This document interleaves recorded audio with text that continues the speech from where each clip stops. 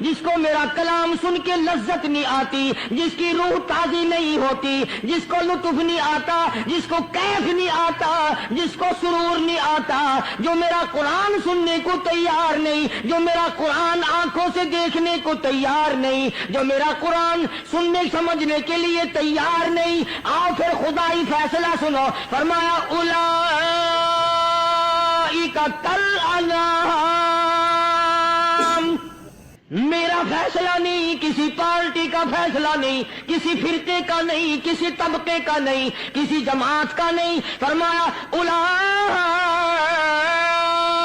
الانعام۔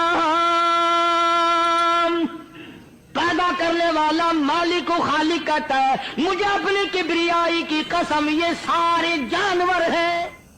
اور کتنا ملعون ہے وہ مرد جو اپنی بیوی کو چھوڑ کر اوروں کے پیچھے بھاگا پھرے۔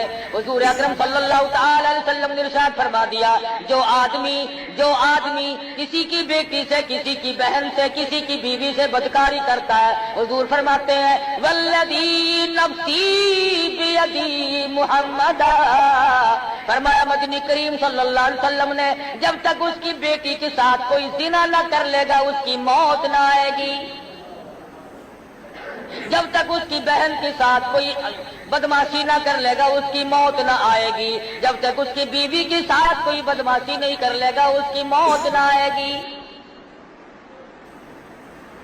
بظاہر بڑا خوش ہوتا ہے میں نے فلاں جگہ ہاتھ مار لیا، شکار میرے ہاتھ لگ گیا، تجھے معلوم نہیں کہ تیرے پیچھے کتنے شکار کھل چکے ہوں گے۔ پھٹ پڑے گا وَإِذَا الْأَرْضُ مُدَّتْ، زمین اپنے خزانے اگل دے گی، زمین بوریے کی طرح لپیٹ کے رکھ دی جائے گی۔ اِذَا الشَّمْسُ كُوِّرَتْ، سورج بے نور ہو جائے گا۔ وَإِذَا النُّجُومُ انكَسَرَتْ، یہ ستارے ٹوٹ کر دھڑام دھڑام سے زمین پہ گر پڑیں گے۔